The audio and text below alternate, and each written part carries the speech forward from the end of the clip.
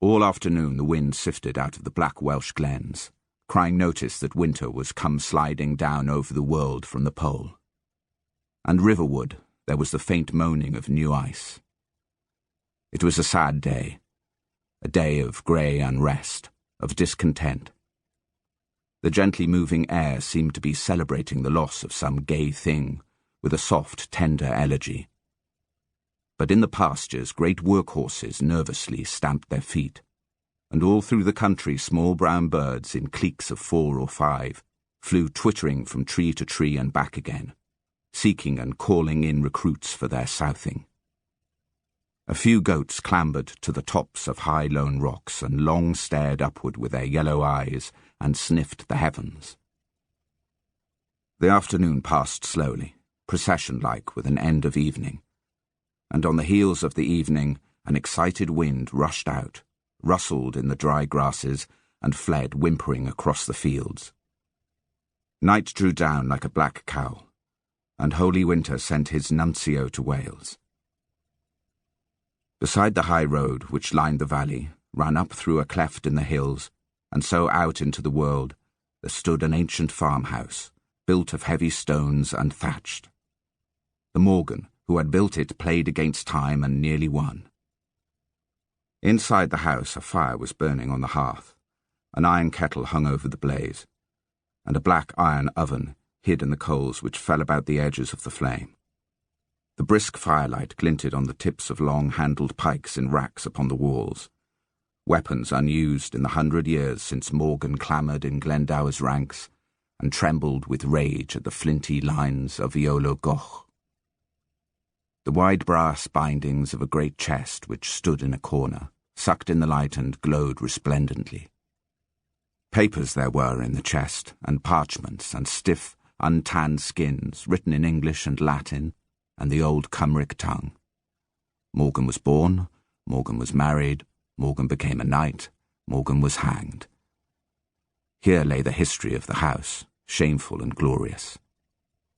But the family was few now, and little enough likely to add records to the chest, other than the simple chronicle, Morgan was born and died. There was old Robert, for instance, sitting in his high-backed chair, sitting and smiling into the fire. His smile was perplexity and a strange passive defiance. You would have said he sought to make that fate which was responsible for his being a little ashamed of itself by smiling at it. Often he wearily considered his existence, ringed around with little defeats which mocked it as street children torment a cripple.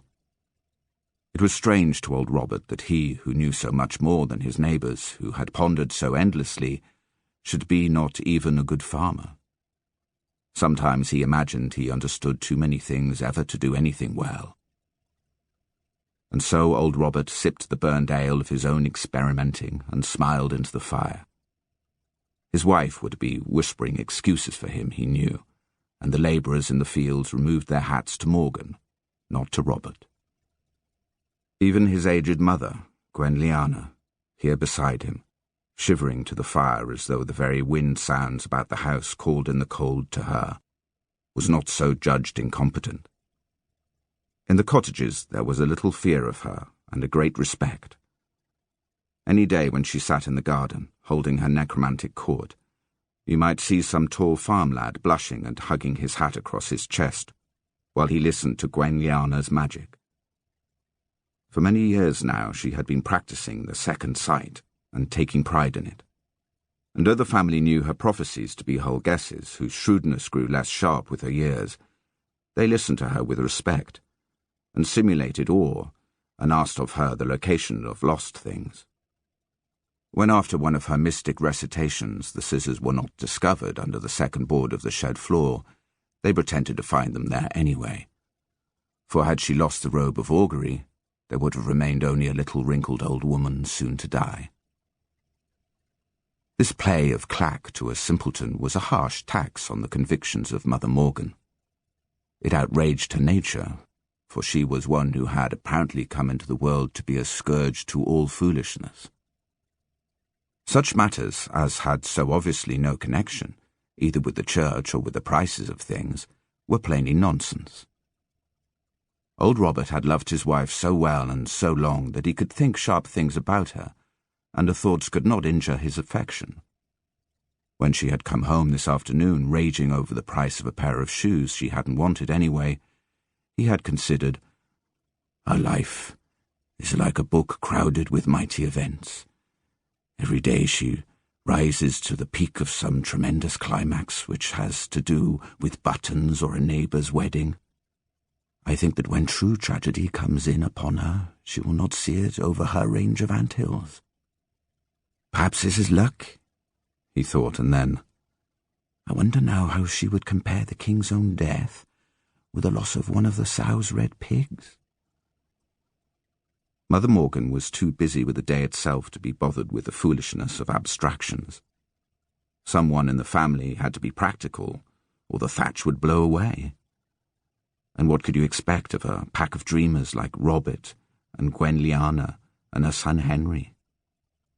She loved her husband with a queer mixture of pity and contempt born of his failings and his goodness. Young Henry, her son, she worshipped, though of course she could not trust him to have the least idea of what was to his benefit or conducive to his health. And all of the family loved Mother Morgan, and feared her, and got in her way.